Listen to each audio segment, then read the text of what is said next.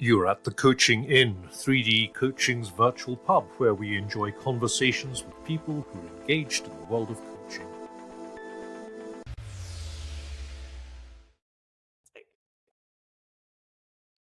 Hello and welcome to this week's edition of the Coaching Inn. I'm your host, Claire Pedrick, and today we're going to be talking about book writing with the lovely Inama and Andy Fryer, because we talked about talking about book writing, and then we said if we were going to do it, we might as well have you listening in and do it as a podcast. So we'll come on to that in a moment. If you don't follow or subscribe to the podcast on your favourite podcast platform, please do that because it really helps us. And also, if you like or comment on this episode, it would make it even more amazing. So as we arrive today, Anna and Andy, welcome. Thank you. It's lovely to be here. Yeah, thank you, Claire. It's great to be here. And Anna, you're coming in from Germany. Yes, I'm sitting here in Munich in southern Germany. And as I was just telling you, I'm getting very excited because my friend's dropping off some tea bags freshly flown in from England for me to have a good old cuppa later. But yes, I've been here for 12 years. Thought we were going for 3 and extended. Nice. And the great thing about us being virtual is we're not drinking your tea. Well, I know, because I wouldn't be offering it to you because it's going to be so special. Yeah, I can see that. I can see that's really important to not share. Andy, hello, where are you in the world? I'm in Krakow, but I live in Surrey. So this is I've just been working with a team out here. Nice. Krakow today and then flying back to London tonight. Great. Good. So let's start with you, Anna. Tell us a bit about your coaching journey, and then we'll hear about yours, Andy, and then we'll hear about your book process thing. Thanks, Claire. So my background is in the corporate sector, having worked in FMCG with amazing brands. Says a bit about me: chocolate, booze, fragrance. And, you know, the brands were amazing. But the thing that really stood out was the human connection, the people connection, growing teams, leading teams, helping people who were really stuck, mentoring people. And that led me to think, I'm quite curious about what this coaching malarkey is.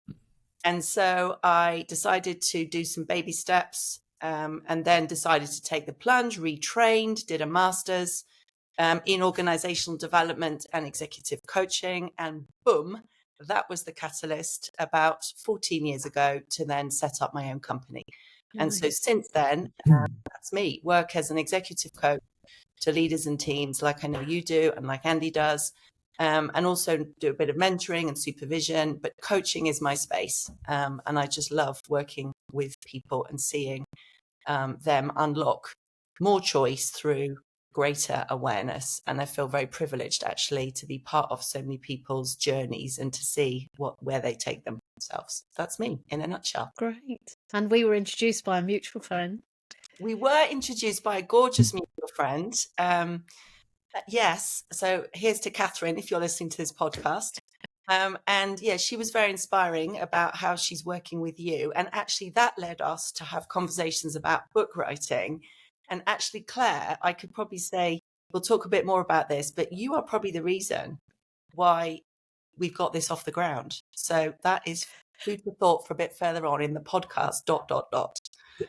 And if you're in that ghastly thing of birthing a book when the birth gets a bit tricky, I apologise. Yeah, we are in that, Claire. Absolutely. Okay. So Andy, hello. Hi. So my journey, I've got quite a lot of overlaps with Anna really in that sense. My first my first career was in the military. So I was in the Royal Air Force for 33 years, and I was always interested in the sort of the leadership, human side of things. I did a degree in psychology as a mature student, and then I popped out the other end of that and thought about the sort of coaching, mentoring space, which I didn't understand at all. But I thought I really only know how things work in uniform. So I spent 5 years in a startup as the ops director of a tech startup, and was also at the same time the chairman of the board of a charity, a homeless charity. So by the time I'd done that, and I did an MBA at the same time, so I sort of came out of that little piece thinking, okay, I understand a little bit about things that are not in uniform now, and I understand a little bit about the world of business. So then at the ripe old age of, I think it was 55, I then retrained, went to Portsmouth Uni, trained as a coach, and here I am, almost 10 years later. I do a mix of one-to-one coaching and team coaching, probably about 50-50. And I love it too. I found in my Air Force career that as I came towards the end, I'd done some really interesting and quite demanding jobs along the way, but I found that I was getting more and more joy from actually giving space and supporting people that were around me to really grow, and that's where I was getting my joy from. And when I discovered what coaching really was, I realised that actually it's the way I'd led in the Royal Air Force. It's the way I parented. It was sort of in my bones. So it was a very natural space for me, and I found it a really good fit. Nice. So we're going to do another podcast about your actual book when it launches. So we just said that we'd talk about the book writing process in today's episode. So how is the book writing process going? Yes. I noticed the chuckle in your voice, Claire. I think you've honed in on where we're at right now. I think we're right in the middle of it. But actually, it's hugely, hugely enjoyable. And we could almost write a book on writing a book. And I think we underestimated how much we're learning about writing a book. And that's why we reached out to you, just to hear your experiences of writing the book, because it's fascinating what you learn and what's evolving. And so I think we've started from a place of coming together as two individuals who really wanted to write a book together. And that was the starting point, actually, us wanting to be together to write a book. And then it was like, okay, what should we write the book on? And then we had a range of titles. And then we landed on one, and Andy can talk a bit about it. And then it was quite hard to come together because we had different writing styles. We had different things going on in our lives in terms of trying to create time together. We weren't sure how much time we needed together versus how much time we needed separately. And it really feels like we're now at a really good inflection point where we have really come together. We've got one joined up style that's pretty much aligned. And we found the sweet spot of when we need to be together versus when we need to be separate writing. So all of this is kind of learnings, I think, about co-writing. And then there's probably another whole conversation about the actual book writing. But those are my thoughts on co-writing. And I'll stop there for a minute. That's interesting, isn't it? Because I'm writing at the moment with Nathan Whitbread and Kim Whitton, and we've taken a year to work out what we're doing. We've been writing for a year, and we've taken a year to work out what we're doing. And now we still haven't worked out how we do it together. So we're all writing bits, and then we're going to somehow, somewhere, it will come into fluency. You can, of course, be an organised person who's pre-decided that, but that's not my nature. No, it wasn't ours as well. And it's probably, I don't know, Andy, would you agree? It's probably taken us a year to land to this place as well. Yes. I mean, it's a fascinating journey because, when we started this, a couple of things occurred to me. First of all, it's about writing books. So clearly there's going to be a lot of writing involved. And I didn't think much beyond that, apart from the fact that I'm writing with someone and therefore I'll only have to do half as much. And therefore it'll be easier. Oh, goodness me. There is so much more to it than I'd realised. There's so much more to learn. And yet it's such an amazing journey. It's frustrating. It's joyous.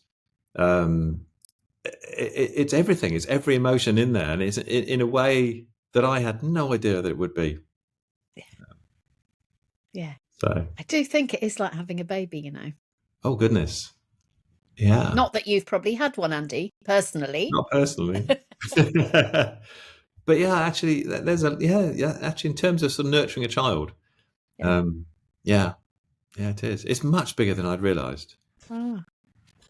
So what have been your biggest insights and what questions are emerging from that? Takes a lot longer than you think. Oh, yes. I think there's this almost parallel process of writing in the book and working on the book. And the working on the book piece we totally underestimated, and yet is super important. So are we going to be doing research? Who do we want to be our readers? Our readers who are going to give us some input? How are we going to design the book? All of that is kind of a separate piece to actually what's chapter 1, chapter 2, chapter 3 going to be. So that's been really interesting. And I think the second insight for me has been how important is a table of contents, which sounds ridiculous when you just think about books you read. And I never even look at a table of contents, but actually the talk, as we call it, is just the shell and the shape, and everything comes back to our talk. And is there a strand, a common thread through the talk, and which bits go in where? That's been, for me, a second insight. And then the third insight is what I alluded to, actually, the power of writing with someone. And actually, it really tests your relationship, because you've got to be in this 100% together. There's no ego. There's no my style, I'm writing this, you're writing that. You're in it 100%. And we've really loved that journey. And we contracted around that at the beginning, which is like, we cannot fall out over this book. So what do we need to, what do we need to do to make this happen? And there's no way I could have written this on my own, and there's no way I could have written it without Andy. So that's been another really great insight. No, I completely agree with you. Well, I think one of the lovely things right now is certainly part 1, and we've finished part 1 now, and we're now on to part 2. But part 1, we did individual chapters, and we didn't come together for quite a long time. We basically write 4 or 5 chapters each, and then we would start to look at each other's, and oh my goodness, there's no common voice. You write a different way to mine. How are we going to deal with that? So there was a lot of churn with part 1. And when I read a chapter of part 1 now, I don't know whether I wrote it originally or Anna, which I think is a really lovely place to be. I just don't know anymore. But we've taken all that learning into part 2, and we're doing part 2 in quite a different way. We're doing it much more incrementally. We're much more together. We already have our own structure and style, which we didn't have at the beginning. So now what we're doing as we launch part 2 is we both write a chapter, and then we come together, and then we work on that chapter together until it's nearly done, and then we move on to the next chapter. That's quite a different way to doing it from the first one. So you found your voice. Yeah, we have, and in doing that, we've found a common voice. I mean, we wrote quite That's differently lovely. in the beginning, but yeah, I think we write. I think we've aligned in that sense. Nice. I found in every book that I've written, whether I've written it on my own or with others, it's the finding the voice bit that takes all the time. Yeah. Not the content. And once I've found my voice, or we found our voice, then everything else comes much more quickly after that. Yeah.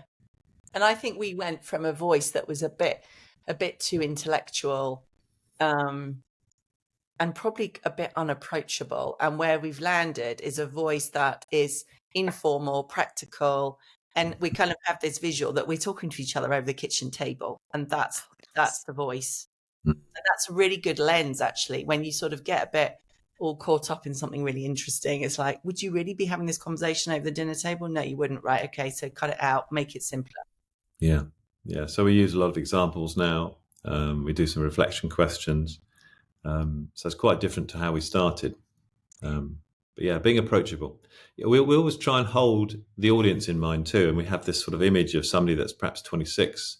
They're stepping. Our book is for people who are stepping into their first team leadership role. And so we imagine this person of perhaps 26, maybe 29. They spent maybe 3 years post-university in work, and they're being told for the first time, you're now going to lead the team that you're on. And it's sort of, oh my goodness.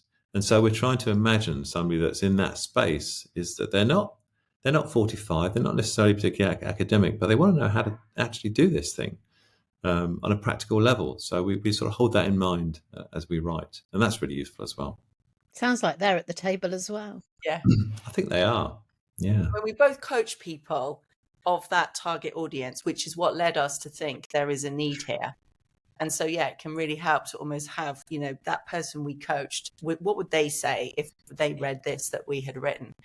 And the other funny journey we've had is, as Andy said, our book is called Starting Fast, a practical guide for new team leaders. And we spent a bit of time overlooking that we had the word practical in the book title.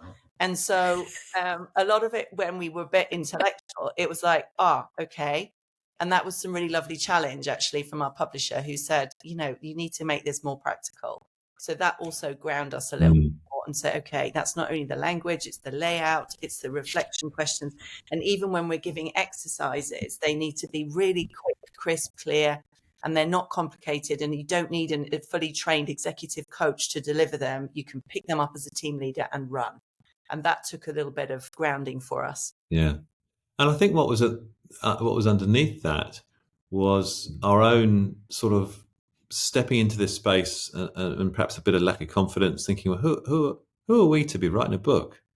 What are people going to say about it? And so I think without actually, in fact, I probably haven't thought about it until now. I suspect we probably both thought, well, let's try and be as clever as we can to protect ourselves against people going, who are you to write? But in the hope they might go, oh, well, actually, yes, you've written some quite academic stuff here. Well done. Which, of course, is not for the audience at all. So I think as time has gone by, we thought, you know what, this isn't for them. This is for this 26-year-old. And so I think that enabled us to find that voice. And it shows up in other ways. Sorry, Anna. It shows up in other ways too. Just simple things. Are we talking from the we? Are we talking from the I? Yeah. Just things like that. So there's so many little things to think about and align around. And just picking up on what you said, Andy, I remember that pivotal conversation we had where we had a draft chapter and it had lots of theories of all the things that other people had said and their models. And then Andy said, hang on a second. We also know this. Like, we don't need to refer to all these models. What's our version of this? And then we were like, oh yeah, we actually do have a version that we can write about. And so that was a pivotal moment. It led us to then scrapping all references to any other thing that anyone else had said. I mean, we will put references and suggested reading material in the appendix. But actually, what's our take on all of this? Because we're coming from our experience and we've both got enough experience to be able to bring something to the table. And that's the bit that was hiding, I think, because we were lacking in confidence. And now that's coming through. And we sometimes have wobbles and we're going, well, are we really writing anything that's rocket science? And are we writing something that's brand new here? No, we're probably not. But how we're writing it, we hope, will be very practical and condensing a lot of what's out there with a twist of our own experience. Nice. Because actually, what matters is whether your reader can understand it and whether it's useful to them, isn't it? Not how impressive people think your back reading has been. Yes. Yeah, exactly right. And we know there's a need. Yeah. We come across people all the time, and I'm sure you do as well, who have made this jump, who have made this step, and they had no support. Some large organizations can do it, but many medium and small organizations don't have the resources. And so people step into these positions, into these team leadership positions, and the only thing they're able to draw on is how they've been led themselves, which is it can be good, it can be not so good. So we know that there's a space for this. So even though I'm sure there are other books that write to this space, they're not getting through to. There's still an audience out there that can benefit from this. We're convinced of that. Yeah.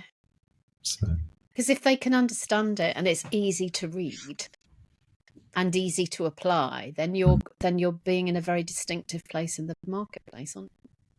That's the hope. Yeah, that's why we put the word practical in the book title, and that's what we need to hold ourselves to account to all the way through.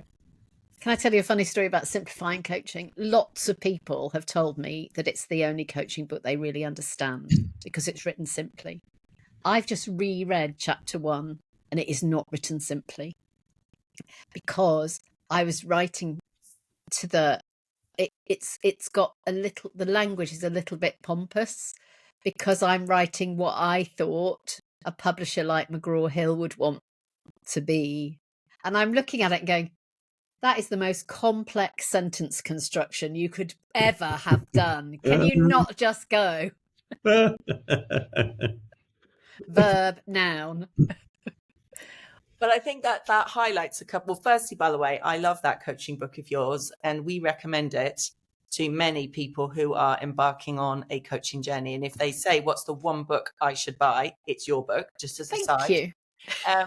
But Even though chapter 1's complicated. Well, I don't think it's I don't think your chapter 1 is complicated from memory. But I think what you remind us of is we had this quite funny moment where we decided to book a 3-day writing retreat to write part 2, which is 50% of the book, with part 1, as Andy said, already written.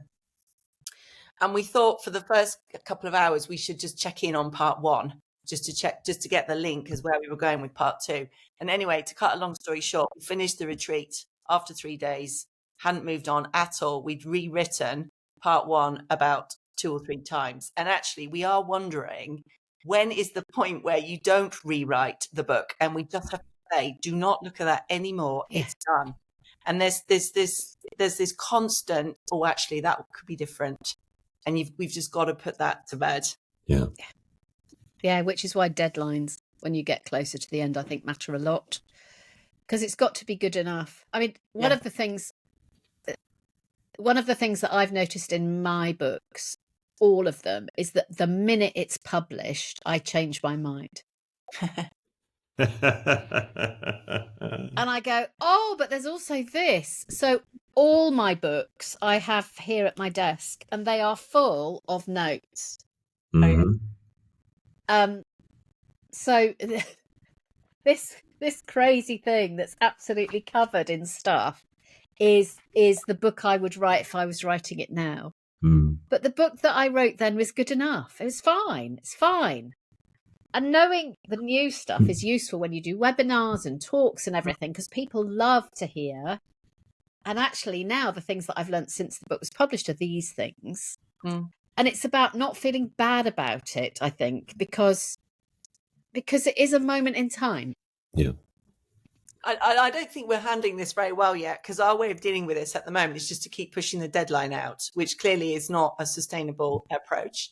So what advice would you give us then, Claire, about how we put something to bed? Well, you've just said what you need to do with it. So why don't you just do that? Yeah.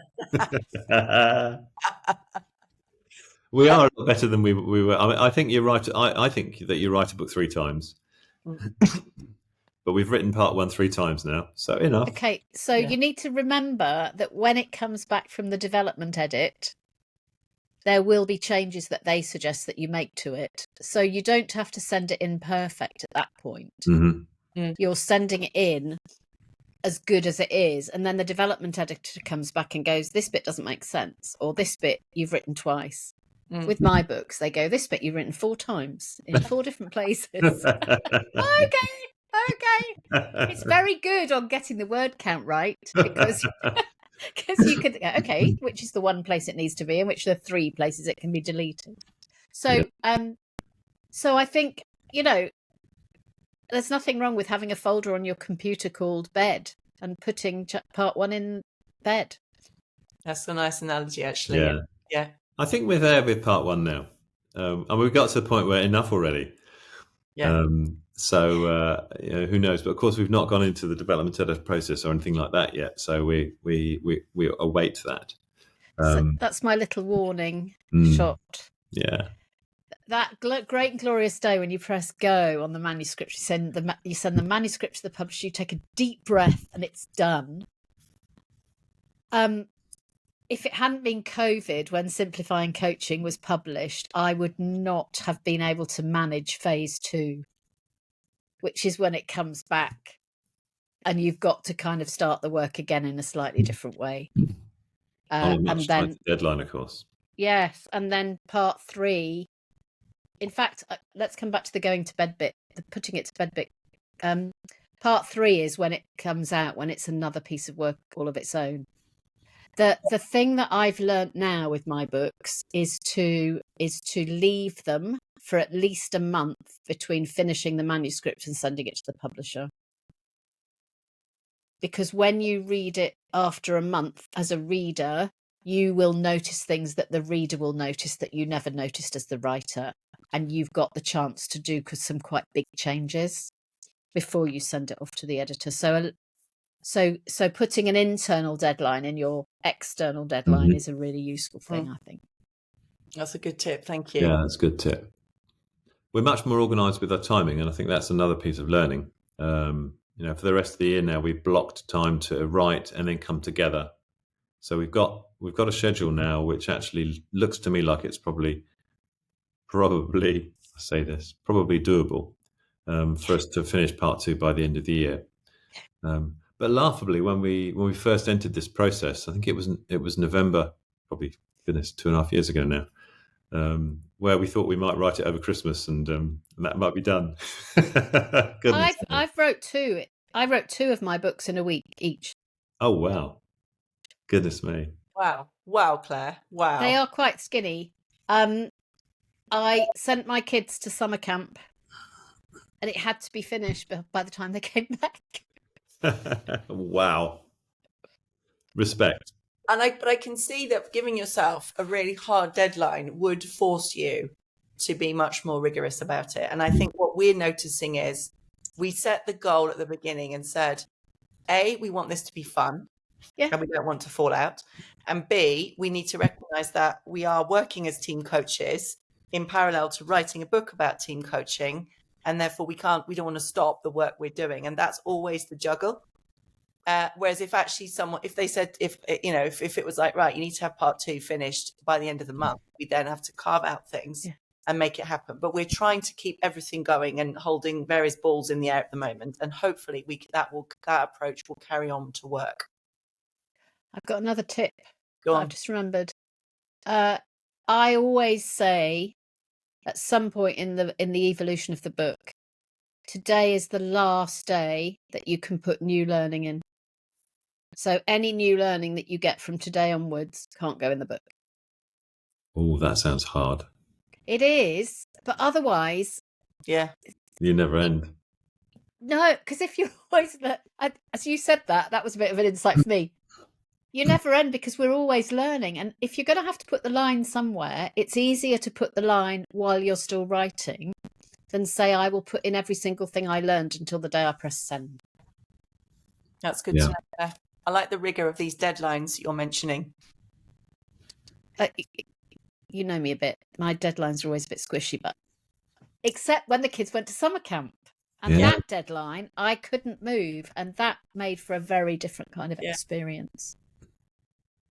I think the next phase we're going to have coming up is then how we involve other people in the book, which we're all a little bit nervous about. And we know we've got lots of lovely, lovely, trusted colleagues who have offered or will offer to read it. We've got leaders who we've worked with, who we know we could share it with. And I think we've got to then be quite disciplined about who are, I think the technical term is, our beta readers. Yeah. Any tips on that? Yes. There are 3 things that you need for your beta readers. And if you do them in 3, all in one go, you're going to have a much easier life. So number 1, ask them to beta read it and give you some really good feedback and tell them why you've asked them, because you'll be asking them for different reasons. Number 2, ask them to do an endorsement while they are beta reading. So if you're willing to do an endorsement to go at the front of the book, can you do it now? And the third one is get their address, because you're going to be sending them a free copy of the book when it's published to say thank you. And if you do all those 3 things in one go, you won't have to do them in 3 goes, which is a lot more relational and a lot easier. So I did a beta read of a book recently, and I wondered if they were going to ask me to endorse it, but they didn't say. So I didn't write an endorsement. And now I've been asked to write an endorsement, and now I can't remember what I read. Yeah. Oh, that's, So now I've got to read it again. Oh, goodness. And I will, because I really like the person that it is. But if they'd said to me, can you write an endorsement? Even if they'd not then used it, it would have just been off my desk. And now it's back on my desk. But the address thing is really annoying at the end, because your publisher will say, so I do recommend that you send a free copy, a signed copy, to all your beta readers. And then one of you is going to go, we haven't got their addresses. And then off you go again. Yeah. So if you can do all three things in one go, and there are other places where you can be a bit efficient about those things, even if you're thinking this could be another year or 2 years or 18 months or whatever. Because of course, once you've given the baby to the publisher, it's at least 9 months before it comes out. Sometimes with some publishers, it's a year. But yeah, the more you can multitask, the easier it will be in the long run. Yeah. And actually, I remember, I think I don't know if I was a beta reader, or I was one of the readers for your Human Behind the Coach. And I remember now, this conversation is making me remember that you were very explicit what lens you wanted me to have as the reader when I was reading it. And that also really helped me as the beta reader, that you weren't asking me to, give new models, new theories. You just were very specific. This is the lens. Yeah. And so I'm guessing having different people that are covering different lenses, so all added up together, we get a really big lens, will be quite important. And telling them that they don't have to do the other lenses. Yeah. So there will be spelling mistakes and grammar errors that your beta readers will see, but that's not their job, because the copy editor will deal with that. So just saying, we know that there are probably some glitches. That's not what you're reading for. Because what you want them to do is you want to do their equivalent of speed reading and give you... We want them to be at your dining table or your kitchen table as you're having this conversation with the reader and say, oh, it's really interesting because you haven't talked about this. Yeah. Yeah. That's super helpful. That's really helpful. Yeah. And I think the other, in terms of other people that we're wondering about, is who is appropriate to be our forward. And if the target, back to the target audience, if this target audience, as Andy said, is this 24-year-old leader who's just stepped up, the forward needs to be written by somebody who is credible to that target audience. Or, if you were going to be radical, somebody who is that target audience. Oh, goodness me, I love that. Yeah. Yeah. Yeah. I love that idea. Oh, yeah. Which will mean that your forward is written by somebody nobody's heard of, and I love that. Yeah. I do too. One of my books has a forward by somebody who's quite well known. I don't think it's added anything to the book. And I said to the publisher and my co-writer, I think this is a really good idea or it's a really bad idea. And I don't think it's had any disbenefit, but I don't think it's had any benefit either. Because I don't think people read the forward unless they do. And if you want the reader to read the forward, you want the forward to really captivate the reader. So if I was writing that book, I would want the forward to go, oh, I wish I'd had this book a year ago. Yeah, lovely. That's lovely thinking. That is brilliant. Unless you're going to put on the cover with forward by very important person, which is another marketing tool, which you can do. But if you're not going to do that, people generally go straight in for the beginning of chapter 1. Yeah, okay. And then we think about books that I've read or bought. Who wrote the forward does not influence my decision to buy, and most of the time I didn't even read it. And presumably we could still get a few testimonials of people who are well known that would go somewhere in the pages, whether it's on the back cover or in the couple of pages. But that's a lovely idea. I like to mix up in the endorsements, because now I know about endorsements. Because if you read Simplifying Coaching, there are 2 endorsements, because I didn't know that you had to have them. And the day the publisher asked for them, we had a really short deadline. So I rang up 2 people and said, can you write an endorsement for this book? And they went, oh, yeah. And those are the 2 endorsements. And it says praise page. And you've got these 2 endorsements, then lots of white space. And then when you look at other people's books, because I never read the endorsements, they've got pages. And simplifying coaching looks like nobody wants to read this book. So for me now, my formula, if you want a formula, is some people will have heard of from around the world. Yeah. So I would pick people in different continents for that reason. Mm-hmm. And then, well, my decision, and, make what I'm saying your own and do what you like. But my decision is, and a whole load of people that nobody's ever heard of. Yeah. Who are speaking genuinely from the heart, that talk about, hopefully, the value the book will give them or has given them. Yeah. Yeah. Yeah, nice. Yeah. So as we begin to wrap up, go on, Andy. I just say we're going to have to re-listen to this podcast in about 9 months' time when we're moving into these phases. Yeah. I was thinking I'll take notes, and I thought, no, I don't need to take notes. I can just listen to the podcast later. Lovely. You can look at the transcript. Yes, thank you. There we go. In fact, we might do this as a top 10 tips about writing a book. We might have that as a document. Well, that would be cool, wouldn't it? Yeah, that would be very good. I'll do that with my friend Gemini. Well, we were talking about ChatGPT earlier, actually, and the role of AI and the role of AI in book writing. What's been your experience of that? The thing I'm using it for is if I get stuck on a paragraph and it's really complicated and I can't untangle it, I'll say simplify this paragraph. Mm-hmm. And then I'll build it back into my own from the simplification. Yeah. But it can often unlock that knotty bit. When I do knitting, and if I can't undo a knot, I'll say to someone else, can you undo this knot? Because I've looked at the knot for so long that I can't undo it. So I use it for that.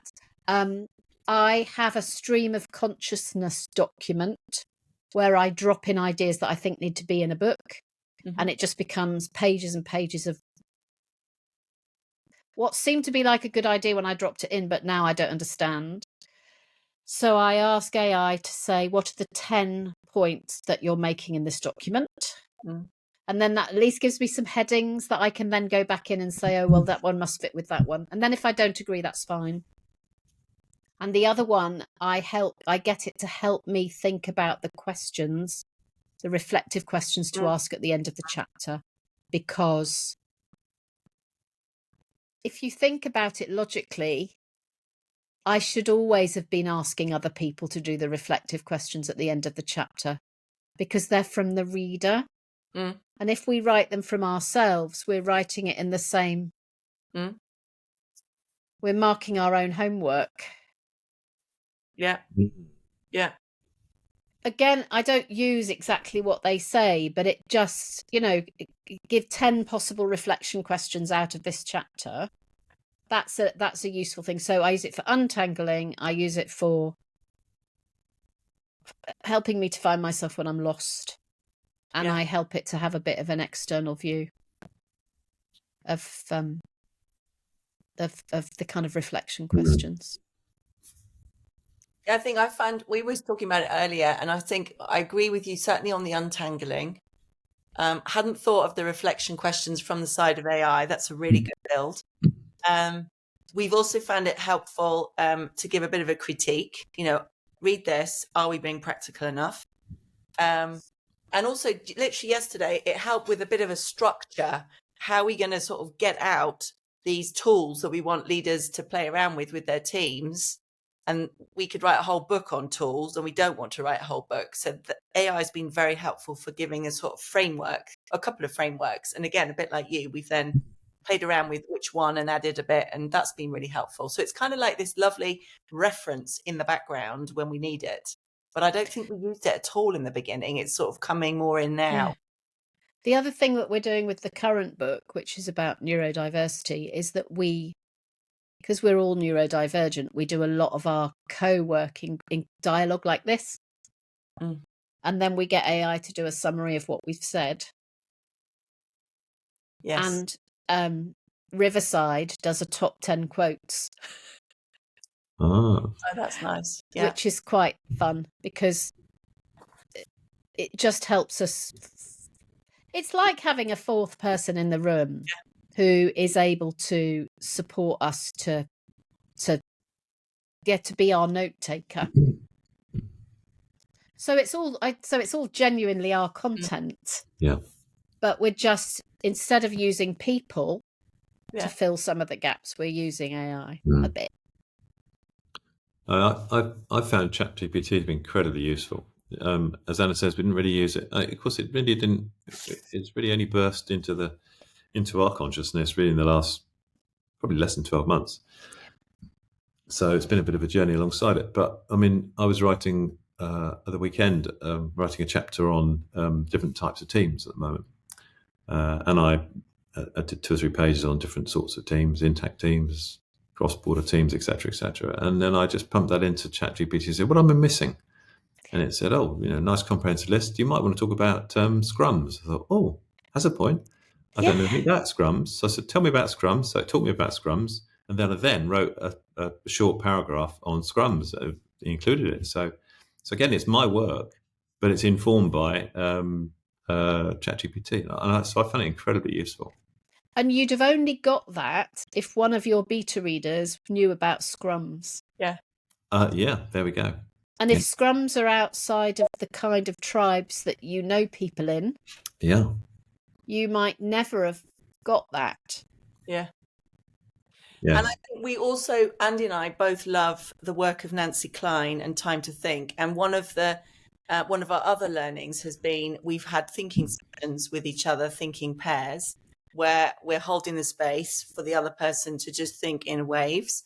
And then another wave comes and another wave comes without interruption. And we've recorded that conversation. And then we've said to ChatGPT afterwards, what have been the themes that have come out?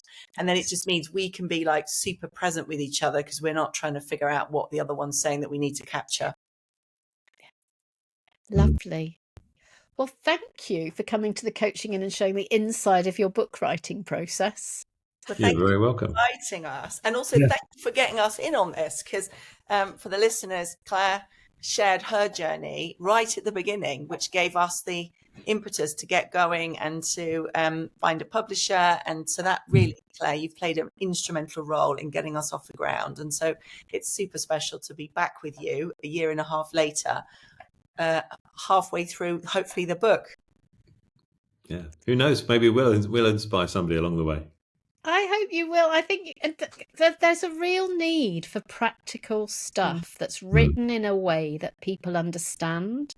And when you're thinking about an international audience, so we have listeners in 128 countries, and people from around the world where English may not be their first or second or even third language have said to me, we like your book because we understand it. Because it's written in spoken English. Yes. And that's the gift that you're bringing to the world. Thank you. Yes.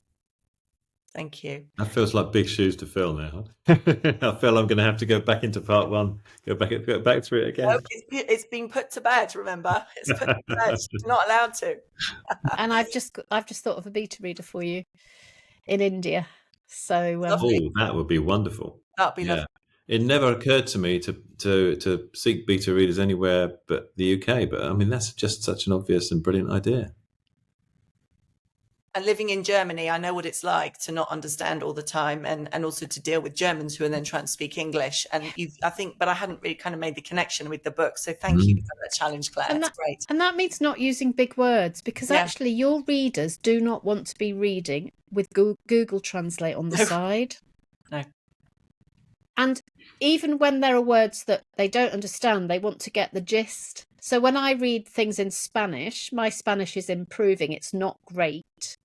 If I know the general, if I know that this thing I'm reading is about food, then I can fill the gaps in for the words that I don't understand, because it doesn't actually, the words I don't understand probably don't matter. Yeah. But that's because I'm reading stuff that's fairly written in a fairly straightforward way. I wouldn't read a book in a university library, because that I wouldn't understand. Yeah. It's how we learn to speak, isn't it, as children? Yeah. And I think we certainly want this to be inclusive, and maybe that's something we need to even say, Andy, is some of our intentions up front, which we haven't actually named. Yeah. So that will also help you with your beta readers. Yeah. So if people want to talk to you, or indeed be a beta reader in another part of the world, or give us stories. I mean, any stories of new leaders who've stepped up, what's worked, what hasn't worked. We'd love to hear from you. Very much so. So how do they contact you? Well, why don't we put our email addresses give you in the show notes. In the show notes. Yeah, we'll do that. But we'd love to hear from anybody. There you are, listeners. There's your challenge. Contact Anna and Andy if you've got something to offer or a question that you want them to address in the book. And thank you so much for coming to the Coaching In. It's been a real pleasure being with you. Thank you. Thanks for inviting us. You need to have written it before I'm dead and gone, so we can have you back for another episode. I'd love to. We take the challenge on. Yeah. Excellent. Next year. Thank you. Thank you, Anna. Thank you, Andy. And thank you all for listening. We'll be back next week. Bye-bye. Bye-bye. Bye. If you've enjoyed what you've heard today, we'd love you to share the podcast with a friend or leave a comment on social media. And if you'd like to become a regular at the Coaching In, you can subscribe on Podbean and all major podcast channels. We look forward to welcoming you next time. You've been listening to The Coaching In, 3D Coaching's virtual pub. For more information, check out 3dcoaching.com.